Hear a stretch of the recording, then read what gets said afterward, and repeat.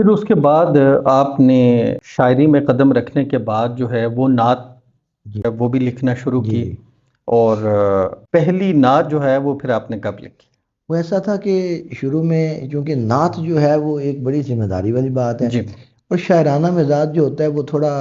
اور طرح کا ہوتا ہے۔ وہ جو جیسی شاعری ہوتی ہے شعراء کی، وہ بندہ پڑھتا ہے غزلیں وغیرہ، اس میں جو چیز چمن کی باتیں ہوتی ہیں، بلبل کی باتیں ہوتی ہیں، ویسی ایک روایتی قسم کی، وہ ایک جی سطح بھی چھوٹی ہوتی ہے جب جی بندہ طالب جی علم جی ہوتا ہے، ابتدا کرتا ہے۔ تو وہ استاد صاحب تھے حیدر شاہ صاحب رحمۃ اللہ علیہ،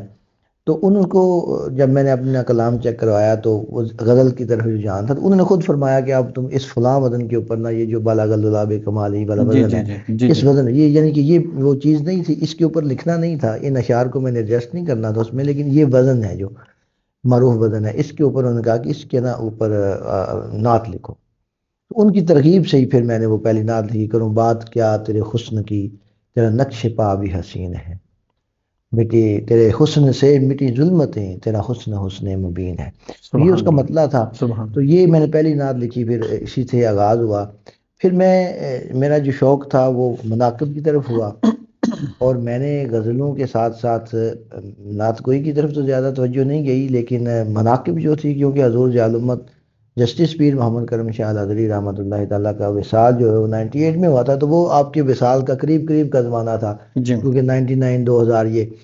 تو آپ کی جو تعلیمات تھیں، آپ کے ادارے میں پڑھنے کا شرف حاصل ہوا، آپ کی کتب پڑھی، آپ کے نظام کو دیکھا، تو ایک بڑی عقیدت بہت بیعت میں ہے چونکہ آپ سے ہی سن، تو اس وجہ سے پھر وہ مناقب کی طرف رجحان ہوا۔ تو میں نے کرم کی باتیں سب سے پہلے تالیف کی، یعنی اس کو میں نے لکھا، اس میں مناقب لکھے ہیں حضور جل امت رحمۃ اللہ تعالیٰ کو، کرم کی باتیں کے نام سے وہ کتاب شائع ہوئی پہلی مناقب کی، اچھا، جو وہ ماشاء حضور اللہ، جل امت رحمۃ اللہ تعالیٰ کے مختلف پہلوؤں کے حوالے سے وہ مناقب تھیں۔ اور پھر اس کے بعد جو میرا غزلیات کا کام چل رہا تھا، وفا کے دیپ جلنے دو کے نام سے، وہ میری کتاب شائع ہوئی، اور پھر جو ہے وہ میں نے باقاعدہ نعت گوئی کو وقت دیا، اور یہ میں نے کیا وقت دینا، اللہ تعالیٰ کی طرف سے یہ توفیق ہوئی، اور حقیقت بھی یہ ہے کہ رب تعالیٰ کی توفیق سے یہ کام ہوتے ہیں، تو خود بخود پھر وہ ادھر رجحان بنتا چلا گیا۔ اور اس میں ایک بات کہنا چاہوں گا عموماً نعت گوئی کے حوالے سے، کہ آج کے دور میں ہمارے بہت سارے نعت گو شعراء ہیں، ناقدین ہیں، جو یہ سمجھتے ہیں کہ ہمیں نعت گوئی کو ایک ادبی رنگ سے بھی دیکھنا چاہیے، مذہبی جی رنگ سے ہٹ کر بھی۔ جی تو ہوتا یہ ہے کہ جب تک آپ علم دین کے ساتھ وابستہ نہیں ہوتے، قرآن و سنت کا مطالعہ آپ کا نہیں ہوتا، سیرت طیبہ آپ کے سامنے نہیں ہوتی، حضور نبی کریم صلی اللہ علیہ وسلم کی زندگی کے جی واقعات اور جی جی حدیث اور یہ سارا، اور پھر سب سے بڑی بات یہ ہے کہ جو آپ کی آداب الوہیت ہیں، جو آداب نبوت ہیں، جو عقائد کی باتیں ہیں بنیادی،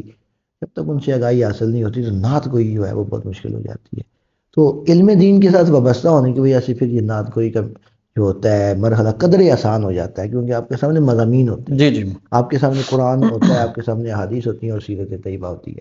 تو ایک میں سمجھتا ہوں کہ عالم جو ہوتا ہے اس کے لیے نعت گوئی نسبتاً اس حوالے سے آسان ہو جاتی ہے کہ آسان ہو ایک جاتی ہے مضامین کہ اس کے اس سامنے، کا مطالعہ ہوتا مطالعہ ہے، اس حوالے سیرت کا سے، مطالعہ جو اور پھر ہوتا ہے، یہ ہے کہ آداب اور حدود کا بھی پتہ ہوتا ہے کہ آداب کہاں اور حدود کا بھی جی پتہ جی ہوتا ہے۔